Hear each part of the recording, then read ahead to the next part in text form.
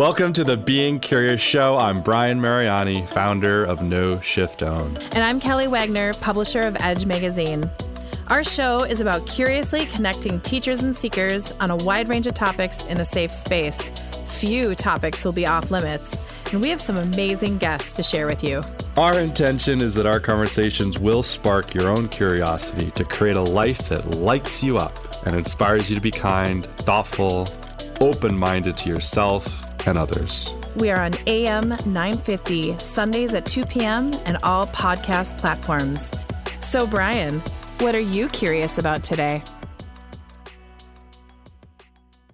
Hey, everybody. It is the Being Curious show with Brian and Kelly from Edge magazine. Brian, we have a good guest today, don't we? I'm so excited because today we don't just have an extraordinary person. He's like our friend. It's like my best friend. I love this guy. Absolutely. And we're live from Daryl's studio today. So, Brian, introduce him. Let's do this. So our guest today is Daryl Bolicek, and he is a serial entrepreneur, someone who has had many successes, many failures, and I love that he bounces up and far beyond kind of what most people would expect to have success in their life. He's done it multiple times. I'm so excited for our community to really get into his story and hear about everything that he's done in his life. So, Daryl, what got you curious about starting your path in life? Well, thanks for having me on. Thanks for being here in the studio, too. Makes it kind of fun to be in my own location. And so thanks for having me. It's a beautiful studio. Thanks. I Go wish from people the could producer see. seat to kind of swivel around, and all of a sudden you're an active guest. Yeah.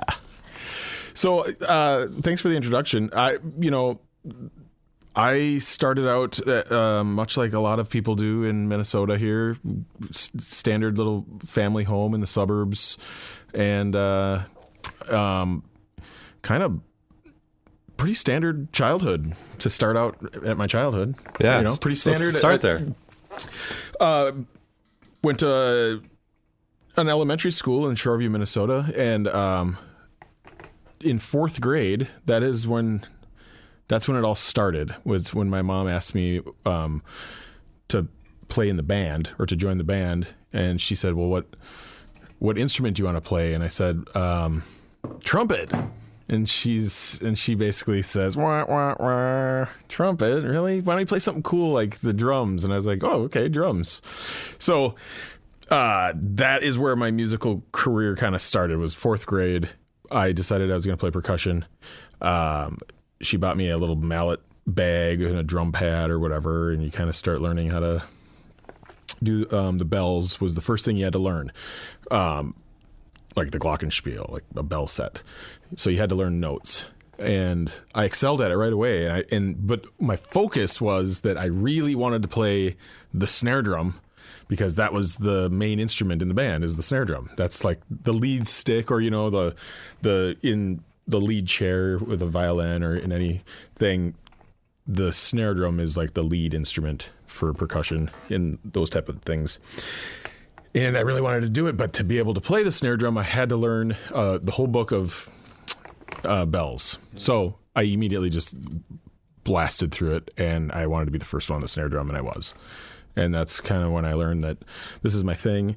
I'm good at it. Did you have a sense that even at that time that you were, I don't want to say better than other people like in the school band or orchestra, but were you like, I'm pretty good at this? Like, I'm definitely way above average. Well, if you make snare line. Well, that's for high school. Oh, sorry. Yeah. I jumped. Yeah, no, I was just like, I was in fifth grade. So you joined in fourth grade, and then fifth grade is your first season or whatever. So it was before. You're kind of the B squad, fourth grade, just kind of like watching everybody, or just learning the bells, or. The summer of fourth grade is when you join and you say you're going to, or for back then anyway. Okay. So then your fifth grade year is the first year that you're in band class. But yeah, I excelled at it right away. And it was from that moment on, it was bizarre that everyone always deemed me as the best drummer, even though I had never really even proved myself. But because I wanted to blast ahead of everyone and take that spot through all of my high school or, middle school and high school time, I was always just known to be like the best drummer. Everyone talked about Daryl the drummer. Oh, he's the best drummer. And I always was like, why do people, I don't get it. Like I didn't see it that way ever. Anyway. Was that your first thing that you can remember where you were like, not only are people saying I'm really good at something, but I just love doing what I'm doing anyway. Yeah. I'd be doing this even if people didn't say that. Yep. And then, forming a band, the first actual band I was in was ninth grade. I had been in jamming with kids in middle school and all that, but my first actual band was in ninth grade, and we played the talent show and just blew everyone out of the water. We played Crazy Train. Ozzy Osbourne and we played one other song, but anyway, that kind of just lit the whole thing on fire, and we became the high school band. And then I joined the drum line, and I wanted to play snare drum there because that's, to be lead stick. I never made it to lead stick. Oh, you didn't? Nope. I did make it to the snare line though, but then my senior year I would have been lead stick, but we had this big political fallout in the drum line, and pretty much everyone quit. So I didn't play. I wasn't in the drum line in my senior year. No. Yeah. And I would have been the lead stick. Does that mean that there was someone more talented than you? Or what? It was the snare line and the marching band, in my opinion, was slightly political as well, because the likable, his brother already went through high school. They, he's definitely some people join the snare line I think there was even either freshmen or sophomores that were making the snare line, but they wanted me in the pit right away because I could play mallets. So a lot of no offense to anybody in the pit, and my brother-in-law for Eden Prairie was in the pit, but there's something about being on the field and being in the snare line that's just a little you're kind of the rock stars on the field. Yep. Just being honest. Oh, totally. And I was disappointed, but at the same time they said they needed somebody good that could read music and that could play mallet instruments. They needed you. Yes, they needed me. So, and actually I played timpani. Did you play timpani too? Yes. Okay. So, and actually I ended up going to college for percussion performance, and that is where I was going to be a timpanist or a snare drummer for a symphony. So for the St. Paul Chamber Orchestra or something like that, that was what I was going to do. But then I had friends that went, is it Lawrence University in Wisconsin? Oh. I had some friends that went there. Okay. I'm assuming that's a big private school for that arena, but we can move on. Yeah. So did you go to a music college, specific place, or they just happen to have a program at the school? Yes and no. I went to St. Cloud State University to just kind of get my general education and all that. I didn't last long at that university. Oh, okay. I didn't actually last very long now at any university. Now we're understanding the pause. Okay. Yeah. So how long did you last? I lasted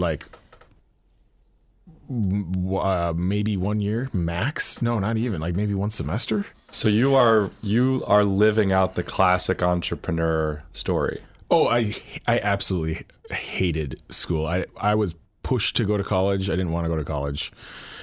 I was gonna do something in music, but at the same time, I was I'm gonna be in a symphony. I'm not a symphony. I was about to say dude. that's not really your I know style. when you said that, I was imagining you in a suit with the gloves playing on, drums. playing timpani and the tuxedo, doing that. Amazing and gifted people and rock on. It's well, and those guys tap out at around $100,000 a year. That's about all you can expect to ever make. We're not gonna knock making $100,000 a year, but still. But as we're going to let the rest unfold. Yeah, I mean, yeah. So no, so how like among knowing that you were a gifted musician and that kind of was a natural thing that you also loved doing, you mentioned like $100,000 being like, well, I'm not going to do a job that I'm going to tap out there. So like, when did you discover, oh, I want to play a big game and I want to make a lot of money and I want to, like, what was that?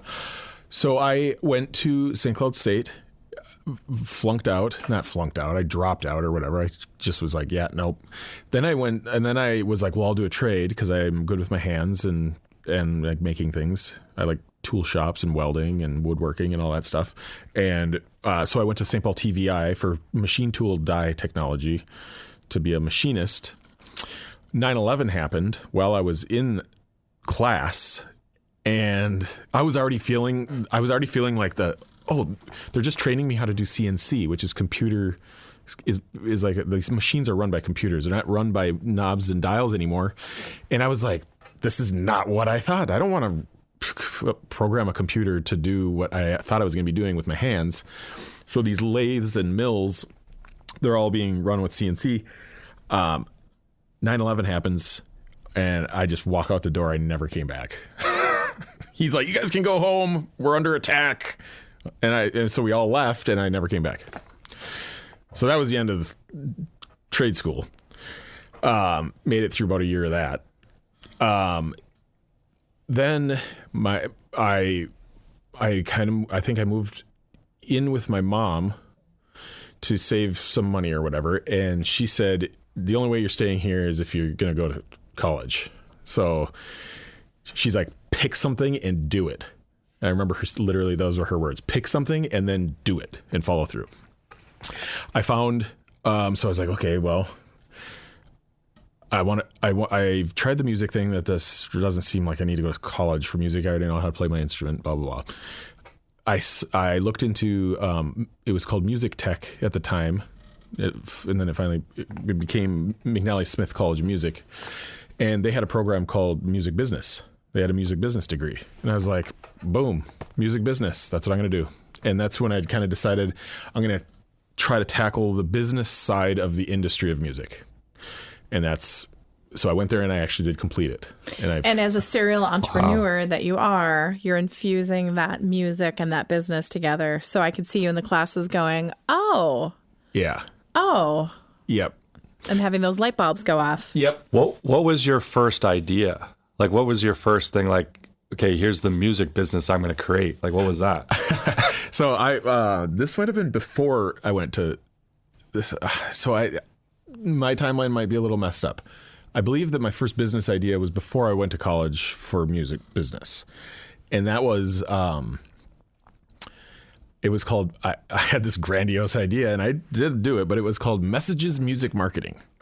MMM. Messages Music Marketing. Yes. And what my plan was to have a comprehensive, awesome little digital package where I'd record on hold music for companies' telephone systems. It was just an idea that I had. I was like, well, I can do that. So that's when I kind of started recording too. So that's a very beginning stages of me becoming an audio engineer, was probably about the year 2000-ish. And was that inspired because you didn't like the on-hold music that was available, or like why did you come up with that? I just I had a job in the telecom running low voltage wires, and I remember thinking like, well, I'm already at these places that are setting up these big phone networks with Cat5 cables, and I thought, well, it's such an easy thing. I'll just record, thank you for being on hold. Well, you're on hold, or and you can. And then my idea was that you would have an advertisement on it, because a lot of times it's like, thank you for being on hold. Somebody will be with you shortly. I thought, well, why not peddle your product? Like companies could purchase 5 or 15 or 10-second ads. Yep. And then you formulate a relationship with that customer, and the holidays are coming. Let's change the on hold music to reference some new product that or the holiday. So that was that idea, and it didn't go anywhere. But did anyone ever pay you for that? No, I was in the very beginning stages of just trying to figure out how to do it. So I was starting to record, bought a laptop, and that's the beginning of me starting to actually learn the whole audio recording stuff. Okay, so we've got first business idea in the bag, and we got to go to break. But I think we're going to dive into some more ideas around music. You also were in a band. So we'll be right back. This is the Being Curious show with Brian and Kelly. We are on AM 950, the progressive voice of Minnesota. We'll be right back.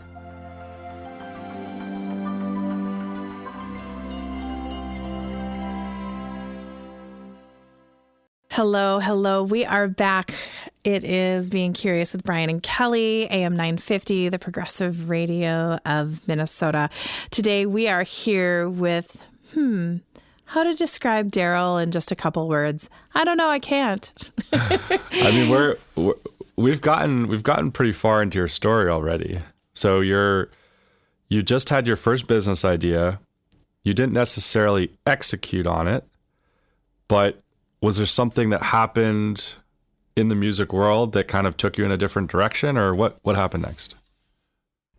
So if I had the timing right, the next thing that I did was end up going to music college for music business at McNally Smith College of Music. During that time, my last semester there, I studied abroad. They actually opened an arm of the school in Lübeck, Germany.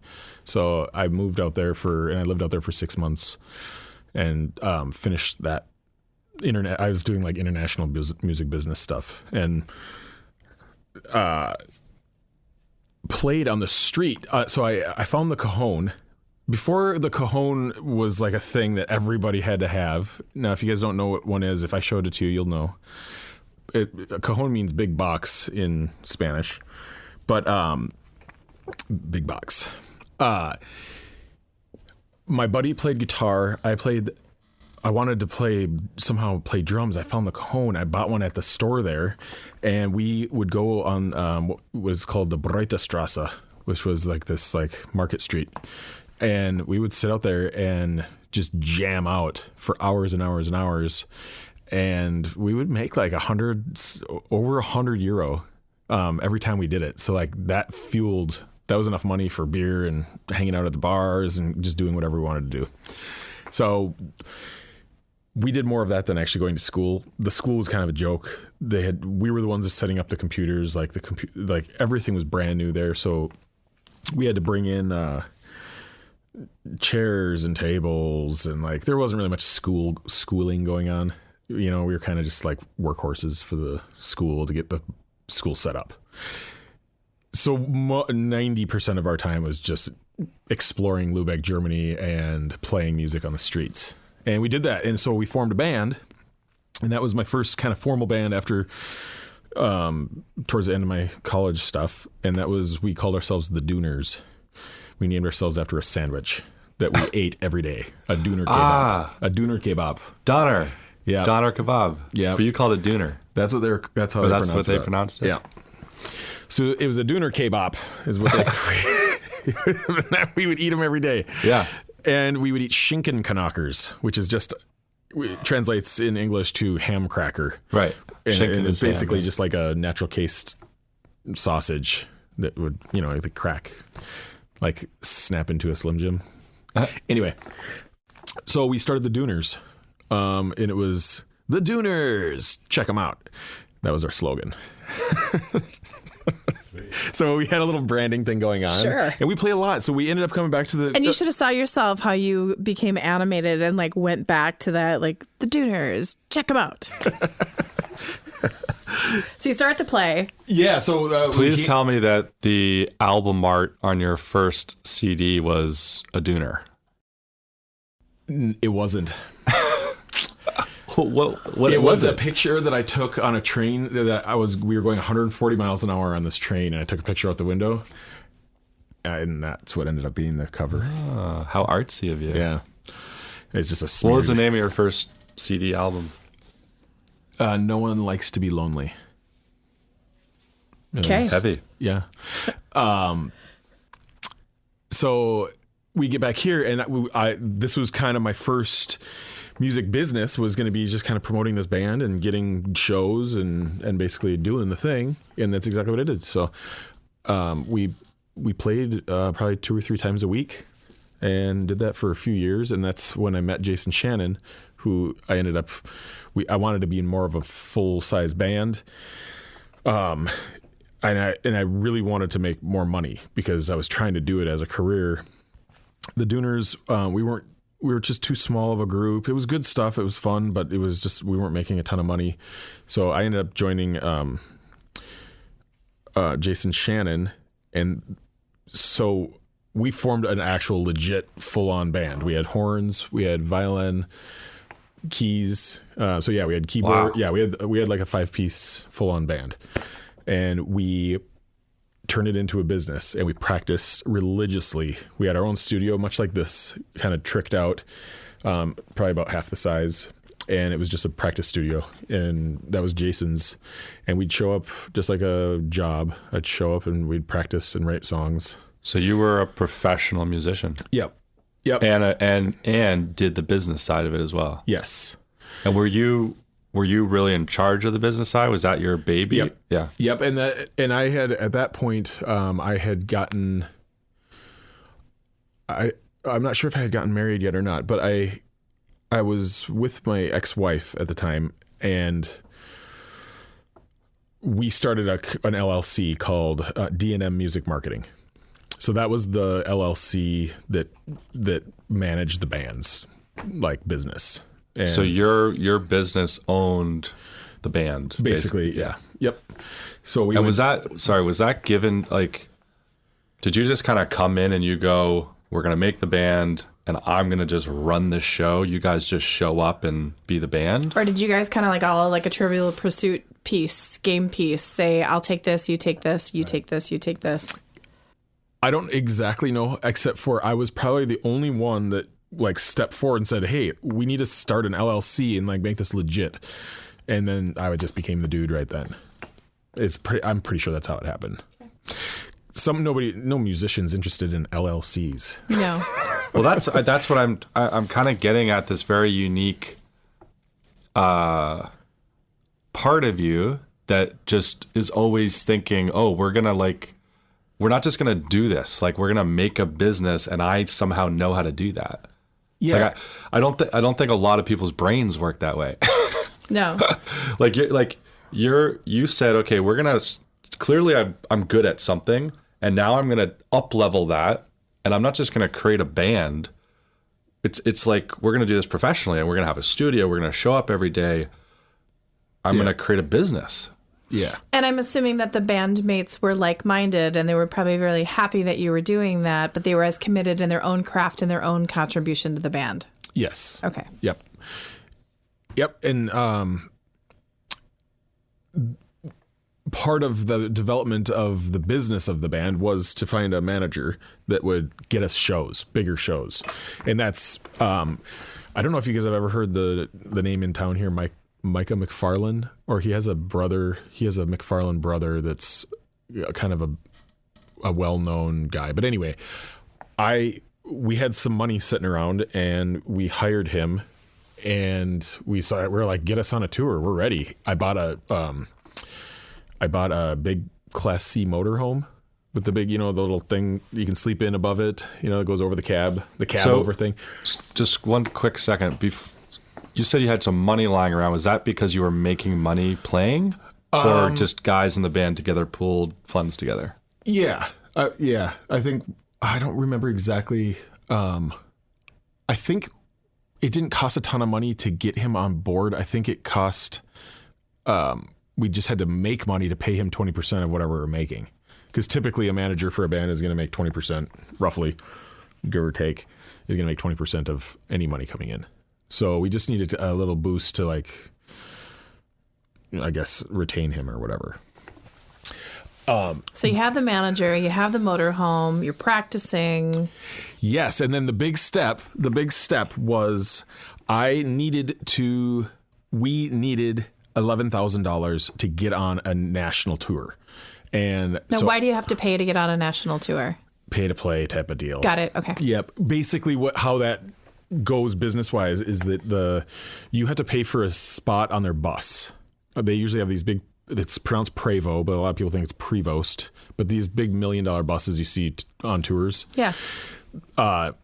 You can be a supporting act, but they're gonna charge you to be on that bus. So but see, it really wasn't about that because we had our own. I was about to say you had your own motorhome. We had our own motorhome and our own place. We were all completely self-sufficient. We had our own trailer with all of our gear, everything. It didn't matter. You just had to pay to be on the tour with them. And it makes sense because they're bringing you out in front of their crowd that they spent their career developing. Right. And you get to sell your merchandise to them. They weren't taking any profit of the merchandise, so we could sell CDs and T-shirts at every show, and that was just pure profit. That was just our money. So outside, your manager gets 20%, everything else was yours. Yep. Which is really, really lovely. Yep. But I needed $11,000 to get on the tour. Once we had that money, we're on a bus or went on our RV, and we got on the tour, and then we were able to sustain our livelihood for 2 years by selling merchandise and playing the shows. So we weren't getting paid to play at the show. We were strictly making money off of selling merchandise. Got it. So how did you design the shirts, or did you pay people to do all that, or were you very much involved in that process? My ex-wife was the tour manager. So and then it sells out, and you got to make sure you have the different sizes and the different colors, and then you have to make sure it's shipped to that next spot, and oh my gosh. Yep. So we kind of had the full thing. We had a manager, we had a tour manager, and then the business manager. So I was the business manager, ex-wife, tour manager, and then we had the band manager who was getting us on shows.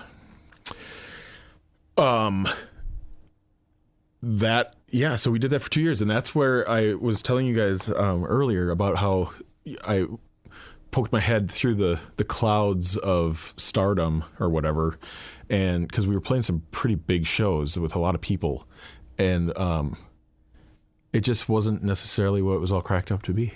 What were some of the most surprising things that is just known in the industry that the people that you I'm seeing the Behind the Music series. Was that VH1 or MTV? No, I think it was VH1, but Behind the Music. What are some things that just people would never guess that are just normal that everyone just knows in the industry that our fantastic community would love to hear? I took a long way getting there on that question. I apologize. That's okay. Right? Well, I guess people don't realize how much work it is. Was your question more of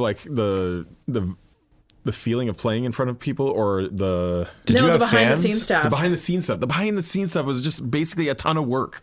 And as soon as you're done playing and giving all this energy to a huge crowd of people, which takes a lot of energy to give that much energy, and as a drummer, of course, I'm physically, you get on your bus and you have to drive 500 miles to the next show. And then you sleep, you wake up, and then you're loading all this gear in, and you're setting up all your equipment, and then you're mingling and talking with people. So that takes a ton of energy just to be able to communicate and meet people and share, your good energy. So I'm assuming meet and greets and just so you're on. Yep. And then you play the show, and then you load all your stuff back in its cases, load it into a trailer, and then drive another 500 miles, sometimes 1,000 miles. Sometimes you got to go from California over to Dallas. You described that moment where you could have been a star. What made you notice I'm right there? Was it the amount of fans you had? Was it the money you were making? Was it recognition? The amount of people that were at the shows was way above and beyond what most people can do when they're a musician. To having 5,000 people cheering at you, I mean, that's a small show. Obviously, stadium shows and big name bands, they'll put 50,000 people in a stadium. We're not at that level, but we're at as far as you could ever dream of being when it comes to people actually there to watch you. They're there to watch the main act too, but it was a show that was promoted as 2 acts. So who was the main show? Bob Schneider. What kind of music was he doing? It's like, like Jason Mraz, like singer-songwriter stuff. John Mayer. Well, and you're living off the merchandising. So when you're out, you're playing, you're on stage, and you see people wearing your stuff, what was that like? That's funny because this was like pushing 15, maybe almost 20 years ago. Well, no, 15 years ago. And I still see people wearing the shirts because we bought American Apparel shirts and they're really nice. Yeah. And they seem to last forever. So like my sister and my brother-in-law, like I always see them posting pictures on Facebook and they're always wearing a Jason Shannon shirt because they're just nice shirts. And then I see other people, I run into it because we sold a lot of shirts and we sold thousands of them. So they're out there and they're probably still good to go. They could be on eBay, Yeah. Speaking of good to go, we got to go to commercial break. We're having so much fun with Daryl. I know that there's more to come. I know you've built other businesses, so we will be right back. This is Being Curious. We are on AM 950, the progressive voice of Minnesota. We'll be right back.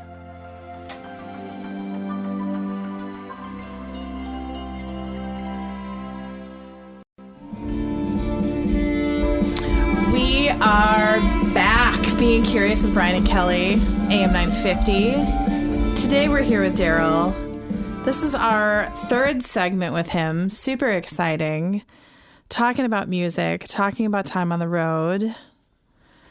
Daryl's almost a celebrity. Daryl's almost a celebrity. So what's next in the life? Like, so you're on tour. You guys are learning a lot, getting to that area. What ends it? What makes you go like, okay, this just isn't what it's cracked up to be, and it's time to close this book and do something else? Yes. So the whole pay to play idea was very obvious. So we knew that it was to hop on more tours, we would have to have more big chunks of money to throw at it, which is really tough to do. And so we did a 2-year run on that tour, and we ended up wanting to try our own tour. So we booked our own tour and booked all the venues and everything and set sail on our own. And we immediately realized how much more work we had to do. And it was extremely daunting. So you're like, pay the $11,000 or do it ourselves, and that $11,000 check really wasn't as painful as you thought it was going to be. Yeah. Got it. Yeah. But so what do you learn from that? So like, well, what rate are you at now? You started at 11,000, but to be a celebrity, what was the check at that point? Oh, it would totally just depend on the tour. Maybe you get on a tour, maybe they really like you and you would help bring people to their venue and they just let you do it for free. It totally would be per case basis or, per tour. And the tour manager, or excuse me, the manager of that band would be like, oh yeah, just you guys can open for us. Or, we don't even know who you are and you're going to have to give us however much money. So what happens? So you kind of alluded that you decided not to go big and continue with the band. Yeah. So what was that next decision? What was the next business? What was the next idea? What happened? So we tried the tour on our own. It didn't work. We called it quits halfway through. We all got kind of homesick. Some of the shows were, the shows that were bad, where like there wasn't many the turnout was really bad, were depressing. And it, and we're like, well, is the next one going to be like this? Because if it is, I don't want to do it. Now, did you have an opening band underneath you guys? No. Or it was just you guys? Yeah, we were just playing in much smaller venues. But anyway, so we ended up coming home and, what was the next step here?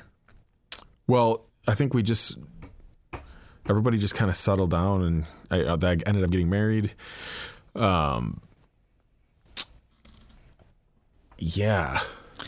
I kind of get that it was either keep doing what you're doing and almost like get investors to help you pop it up, or come home, we're fried. Yep. And everyone, it was awesome, but it might be time for everyone to kind of move on to something else. Yeah, that's basically what it boiled down to. That's just the vibe I get, and I don't think you have to be psychic to do that. I was having a hard time putting it to words. But I just kind of went into your head and kind of grabbed it for you. Yeah. Yeah, so, the next few years are just kind of being newly married. So fast forward a few years, the next business I got into was a commercial brewery, and that was spawned off of the end of my first marriage, of the necessity to just be free and get something done and do something cool, change my life. Maybe put some roots down. Yes, definitely. I had just built a house. Right. So I had a spot to put the brewery, and that project was the ultimate in entrepreneurial business startup and borrowing. So just like you see like on Shark Tank, like we took it as far as that, where we even drove with our beer to an investor's house with a huge keg tap, like serving station in the bed of my truck with like, I think we had like 6 taps or more. We had like 12 taps. But anyway, so I just jumped way ahead. I learned to borrow money, write a business plan, borrow money, and then implement the starting of the business. Right. And that was huge. I ended up borrowing $1 million to buy all the equipment we needed. And what's it, I'm sorry to interrupt, but like, what's it like to have someone believe in you so much that they're like, we will loan you $1 million. Like, what did you have to show them for them to do I had that? to show them ambition, and I had to show them the beer. They had to drink the beer. They wanted to make sure. So, but I had very well covered every base before I got to the point of asking for money. I sent my business partner to England to school to learn how to brew beer better than anyone's brewing beer in our area here. So that was the idea. Like, if we're going to do this, we need to have the best beer. So before we even asked for money or anything, I invested my time and money into my business partner and sent him to Europe to learn old world brewing techniques that were going to be tried and true for thousands of years. So he came back. I bought a test batch system with a credit card, and this big test batch system is where we were going to develop our recipes. So we literally, he gets back. And did you have an idea of like, this is what I want my bestseller beer to be, or this is what I want to be known for? Or did you discover it when you just started brewing? We knew that we just needed a good pale ale, a good IPA, a good pale ale. Well, but we had a whole line of beers. But I think the best selling beer is some type of light ale. We weren't going to be making Coors Light or anything like that. It was definitely craft beer. And so, other than the executive decision to, send your partner to learn the best craft, what else did you discover? Like, this is why we're going to stand out in the beer marketplace. Like, what was it? How you looked? Yep. Marketing. Yeah. Yep. So we did pretty extensive marketing when it came to branding. We ended up naming the company Cosmos, just Cosmos Brewing Company. And our whole entire theme was outer space, beer, like just space. What was your tagline? Save space for beer. Cosmos Brewing Company, save space for beer. I love Space it. for beer. Now, did you come up with that, or how did that? Actually, my business partner came up with that one. I'll give him that. That's a pretty good line. Yep, save space for beer. It was on my truck. It was on our trucks. It was, that was our thing. But we also had a little alien mascot who was holding up a mug, and his shirt says, "Take me to your leader." LITER. That's fantastic. We had a lot of thought. The marketing was really the funnest part of the work that we had to do. Brewing beer was a lot of hard work, right? But the marketing was just fun because we got to just sit around and collaborate on ideas, and designing beer cans. We would have an idea, and then we had a full-time graphic designer. Well, I shouldn't say full-time graphic designer. We had a graphic designer that did all of the artwork, and it was all custom artwork with our ideas. So we'd be like, we need we had a beer called the Martian Rambler, and it was like a old Rambler, car from the 80s. Wow. And, the aliens driving it with this beer out the window. We got that through. I had it. So as the kind of the CEO of the company, I had some issues with like, we're going to have somebody holding a beer out the window of a car on a can of beer? Like you had to process that thought. Yeah. And I sent it to the state to get my label, and they approved it. And I was like, they just approved a beer with an alien driving a car holding a mug of beer out the window. Be interesting to find out what the meeting was like that when they were going through that, or it was someone just on a really bad day. They're like, approve. We'll just do it. I doubt it was that easy. Yeah. How far did you get with this business? Like, did it launch? Did you have a restaurant attached to the brewery? So we were distributing only. We were a beer manufacturer distributing beer. We didn't have a tap room. So we were wholesaling beer to bars and restaurants and liquor. Well, and then we ended up canning beer too. We ended up renting a canning machine that would come in once a week and can all of our beer. And that's when we started selling to liquor stores. So your beer was in stores and at bars? Yes. Yep. Wow. Yep. We were slowly taking over, taps. Like it's a battle for tap lines at bars. Right. So we were doing pretty good. I think the first season of business, I think we were selling about $20,000 worth of beer per week or so, something like that. It was a decent amount of beer. We were selling a lot of beer. So I had to buy a van to be able to put because we had to distribute it ourselves. We didn't. So what you're doing at this point is you're trying to build your business enough revenue and enough clout and whatever to be able to go to a distributor and say, will you distribute our beer for us? Right. And I was in negotiations and talking with that, and I got real close to having that happen. But since entrepreneurship is about successes and failures, this is one that technically failed, but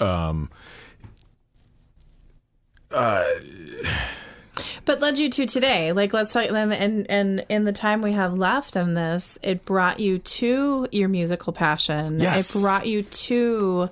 So you had to have that, and I don't want to call it a failure. Let's just call it a learning. There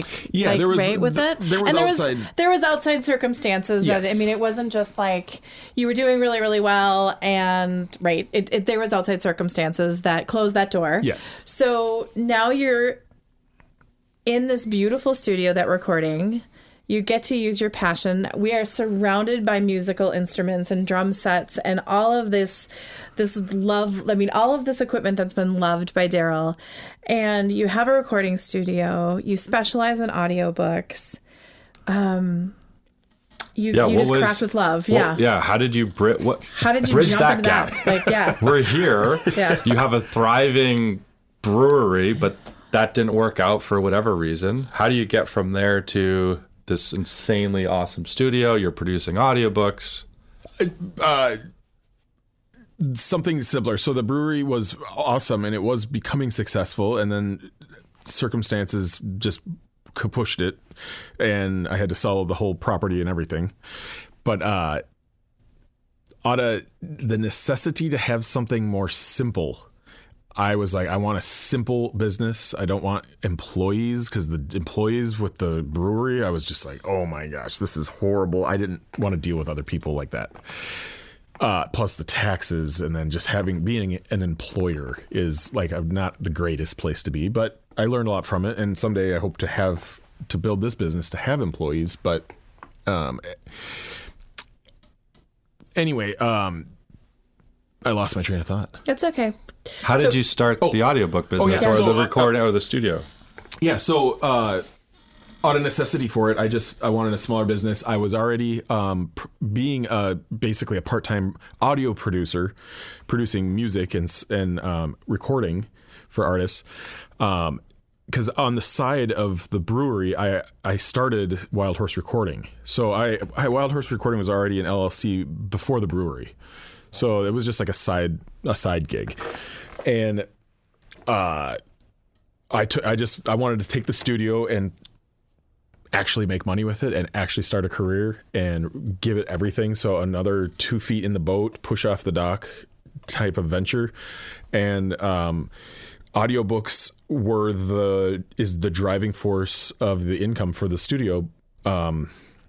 Instead of trying to squeeze blood out of turnips like I have done with musicians my whole life, audiobooks is a whole different market, but that whole different market still can end up in a studio, which is recording audiobooks. And why would an author or publisher or publicist want to work with Wild Horse?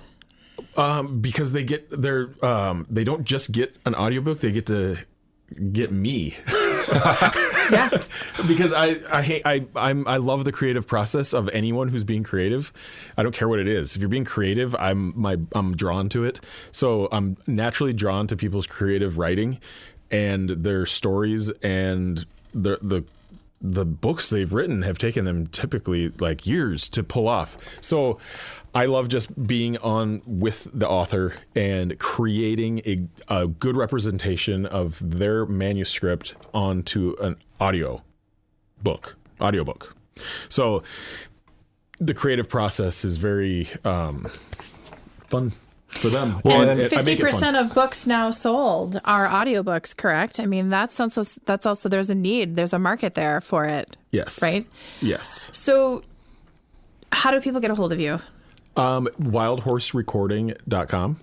Perfect. And my phone number, I think, is on the website because it's a pretty niche little thing. So, and you have like a form. So if you're an author, if you're a publisher, publicist, and you need another studio that's awesome, crafted with love, go to your website, check it out. Yep. And we do full production and post-production. So if you've already recorded your audiobook, we can take all the files and create the post-production audiobook for you as well. Bottom line, get curious, be curious with Daryl at Wild Horse Recording. Daryl, I love the full circle that we had today. We are being curious with Brian and Kelly, AM 950, the progressive voice of Minnesota. Bye for now.